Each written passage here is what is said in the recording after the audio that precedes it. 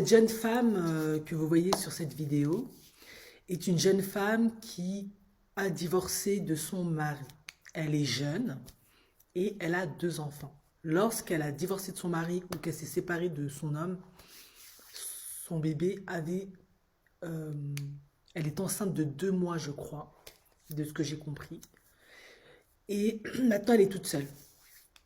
Et elle explique dans cette vidéo que il faudrait que les femmes apprennent davantage à remercier leurs partenaires, leurs maris, lorsqu'elles vivent avec eux et qu'elles apprennent davantage à les apprécier pour ce qu'ils font, qu'elles ne les prennent pas pour acquis. Pourquoi? Parce qu'aujourd'hui, elle est toute seule et elle souffre énormément. En effet, elle a 2 jobs et l'un de ses jobs, c'est d'être serveuse. Du coup, elle passe très peu de temps avec ses enfants, forcément, puisqu'elle doit payer les factures. Et vu que la garde est partagée, de ce que j'ai compris, mais souvent c'est un peu plus la femme qui a la garde des enfants quand elle n'est pas détectée comme défaillante ou dangereuse pour les enfants, bien évidemment. Du coup, ben, c'est elle au quotidien qui doit être la maman, qui doit pourvoir payer les factures, énormément de stress et de responsabilités. De plus, elle explique aussi que lorsqu'elle était avec son partenaire, elle avait plus de temps avec ses enfants parce qu'elle était à la maison. Lui, il allait gagner de l'argent, il revenait. Donc, elle était vraiment là pour ses enfants et elle travaillait à temps partiel. Ce qui est souvent le système le plus favorisé par les femmes. Et aujourd'hui, ce n'est plus le cas. Elle n'a plus le temps pour ses enfants et ça lui fend le cœur, ce que je comprends tout à fait. Et du coup, elle explique également que au travail, les gens, ils discutent avec toi, ils te posent des questions, c'est normal, hein, ça s'appelle la sociabilité, hein. Du coup, quand ils demandent de si elle a des enfants, elle dit oui. Lorsque elle donne l'âge de ses enfants, ils sont toujours un peu surpris parce qu'il lui dit mais tu n'aimerais pas passer plus de temps avec tes enfants, être avec tes enfants? Elle, ça lui fend le cœur parce que elle n'a pas d'homme, elle n'est plus avec l'homme, elle est seule. Elle n'a pas le choix, elle doit travailler parce qu'elle doit payer les factures puisque il n'y a plus personne qui est là pour prendre la grosse part des charges. Et aussi, ce qui lui brise le cœur, c'est lorsqu'elle raconte, en tout cas lorsqu'elle fait face au défi qui est d'aller faire les échographies du troisième trimestre, etc. Seule, euh, souvent ils te posent des questions, les gynécologues disent où le papa, est-ce qu'il y a un papa, c'est super inconfortable.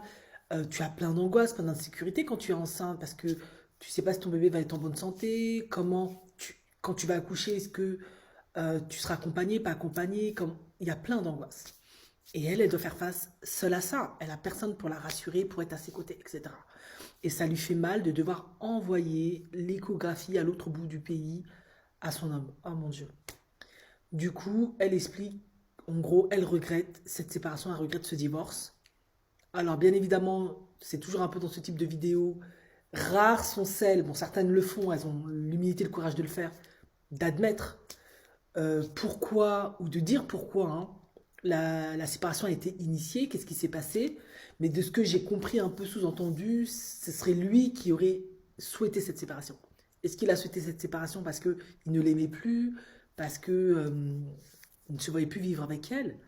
Ce qui est très très, je ne veux pas généraliser, mais c'est souvent un peu rare. Bon, vous allez me dire, ça veut rien dire, mais rare souvent. En tout cas, c'est pas du fait du masculin.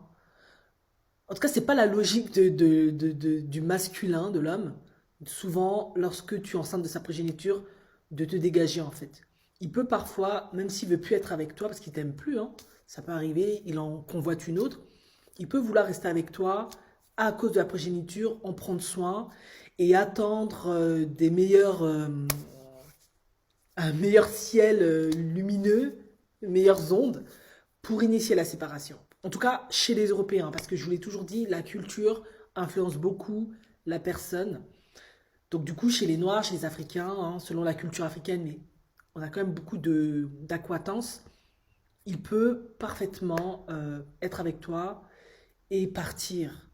Parce qu'il y a des raisons, soit liées à l'histoire familiale, père absent, donc il reproduit le même schéma, ou culturellement, voilà, ça ne fait pas partie de la culture de prendre soin de l'enfant. Donc, peut partir aussi pour ça. Ça fait partie de la charge de la maman. Ou tout simplement, il est pas structuré, il est vraiment dysfonctionnel, il a strictement rien à carrer, ça va. Voilà. Ou alors, aussi dans la culture africaine, ce qui peut se passer, c'est qu'il peut parfaitement te proposer le choix d'une deuxième femme, d'une autre partenaire, et pour voir à tes besoins, à ceux de l'enfant, voilà. En Europe, ce qui peut se passer la plupart du temps, ils peuvent prendre sur eux, même si c'est plus trop ça, à cause de l'enfant. Ou alors, ils initient clairement la séparation, ils vont de leur côté, mais ils vont prendre soin de l'enfant, te donner une pension alimentaire, en tout cas faire en sorte que l'enfant manque de rien, te donner aussi ta part s'ils considèrent que tu es dans ton bon droit, voilà. Mais en général, ils ont recours à des avocats, etc. Du coup, elle se retrouve maintenant seule et elle fait face à tous ces défis-là. Et maintenant, elle regrette beaucoup ce qui s'est passé. Elle souffre énormément. Voilà pour la petite histoire. Moi maintenant, je voudrais un peu décortiquer les propos de cette femme. Bon, alors, je fais le résumé, bien évidemment, parce que quand on met les vidéos, après YouTube, ils sont pas contents, machin. Ça crée des problèmes un peu sur la chaîne. Il faut faire la part des choses. Vous avez entendu, elle prend un emploi de serveuse, ce qui signifie que cette femme n'a aucune formation. Vous l'avez vu, c'est une femme très jolie, blonde, hein, vous connaissez, hein, quand tu es blonde en Occident, tu es considérée comme la plus belle femme, la blonde aux yeux bleus. Après, selon les goûts individuels, ça varie bien évidemment. Mais vous avez compris, c'est une femme qui est très jolie, elle est jeune, très jolie. Et au vu de son visage, j'en déduis que c'est une femme qui est plutôt mince, bien conservée, svelte, malgré ses 2 grossesses. Mais elle n'a pas de formation. Et oui. Et ça, il faut faire le distinguo. Parce que entre une femme qui a un métier très rémunérateur, qui peut gagner plus de, selon où ton pays bien évidemment, en France plus de 5 000 euros, plus de 3 000 euros, dans un pays comme la Suisse par exemple, plus de 8 000 euros, entre 10 et 20 000 euros, ça fait toute la différence.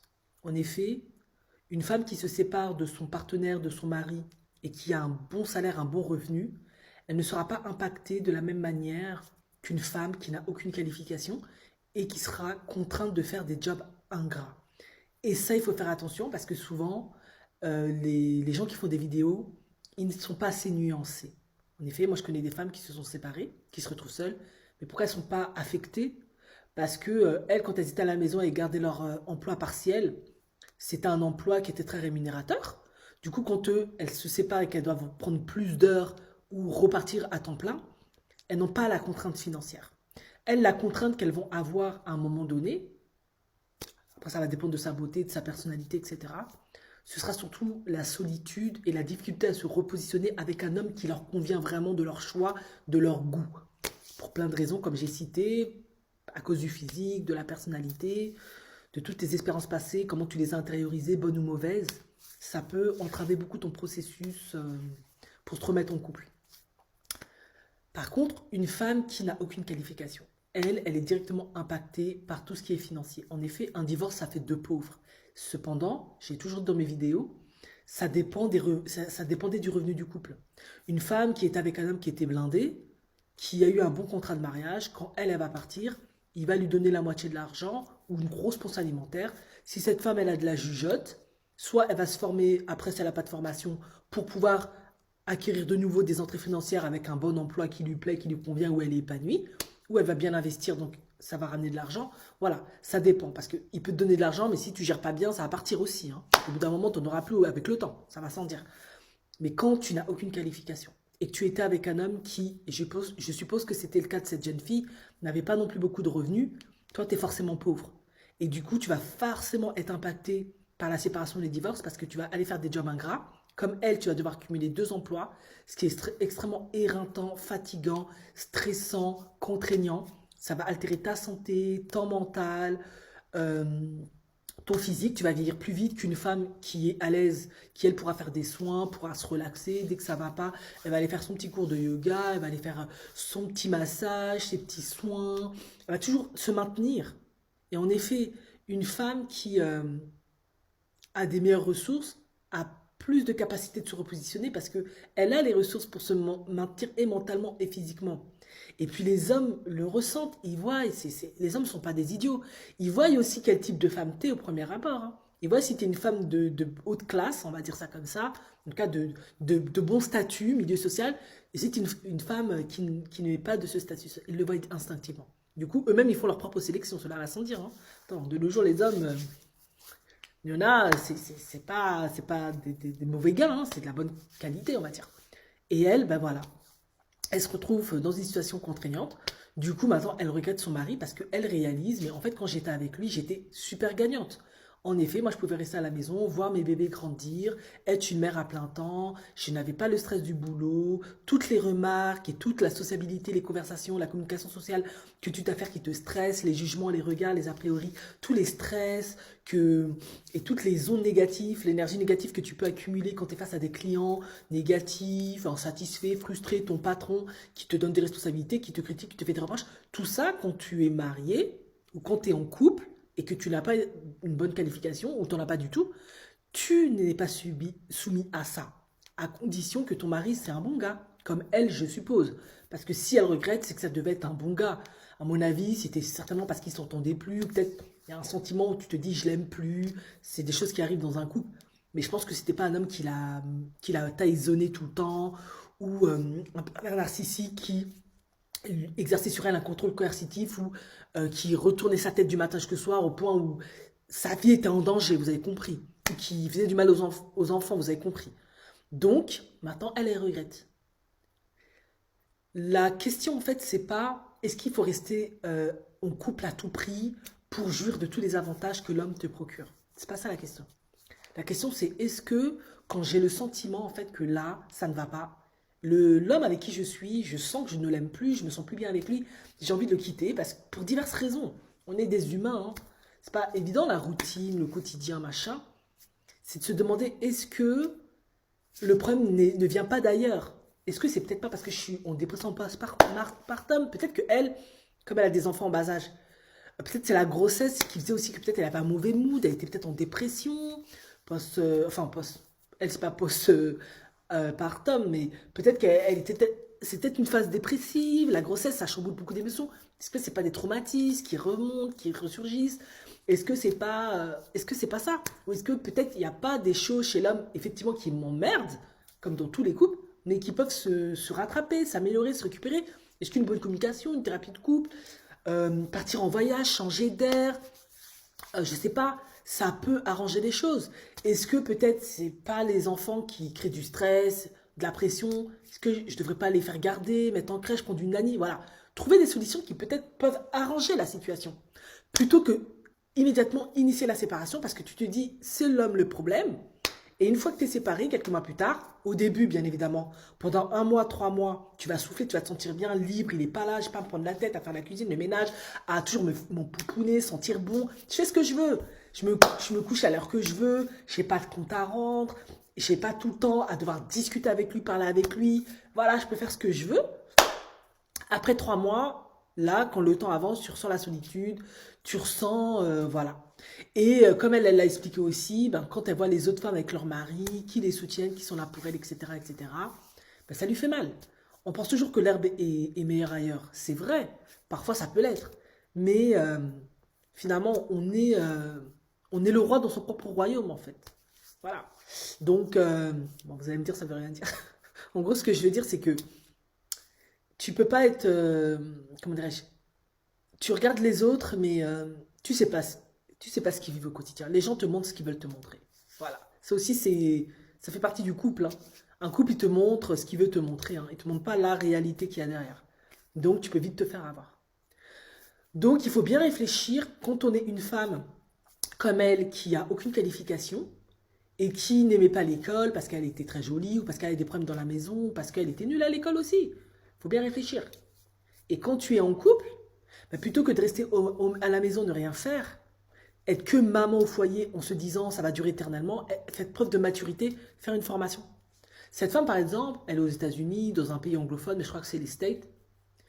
Elle, par exemple, ce qu'elle aurait pu faire, après, je ne dis pas que c'est donné à tout le monde, hein. Le métier qui peut jouer pour elle, en tout cas, beaucoup de femmes font ce métier-là, hein. Beaucoup de femmes africaines font ce métier-là, quand elles n'ont pas appris grand-chose, etc., elles auraient pu faire soit aide-soignante, soit infirmière. Voilà. C'est vrai que c'est exigeant, c'est pas évident, mais Il y a plein de femmes, et puis les femmes, elles sont connues très souvent pour, lors des formations, pour se soutenir, pour se galvaniser, pour s'aider à atteindre des objectifs. Elle aurait pu faire ça. Du coup, si elle se sépare avec cet homme, c'est vrai, infirmière, c'est peut-être pas ingénieur, c'est peut-être pas avocate. Voilà, c'est peut-être financière. Mais aux États-Unis, tu peux bien t'en sortir avec entre 3 000 $ et peut-être 8 000 $ parfois, même plus. Et elle aurait pu rebondir plus facilement. Certes, elle aurait fait plein d'heures, etc.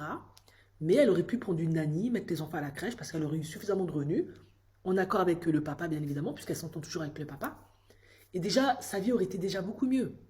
Mais serveuse, je ne veux pas critiquer le métier de serveuse, mais c'est extrêmement éreintant et c'est extrêmement frustrant et contraignant quand on a des enfants, vous voyez. Il faut bien réfléchir, hein. La vie, c'est pas un game, surtout quand on a des enfants. Donc, faites preuve de sagesse. Et cette femme a fait cette vidéo pour exhorter les autres femmes.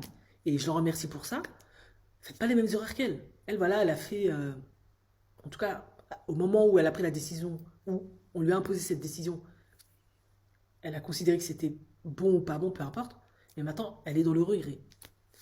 Donc, faisons preuve de sagesse et effectivement, prenons les actes et les comportements, les attitudes de nos partenaires, de nos hommes, pas comme acquis, mais parfois faisons preuve de gratitude.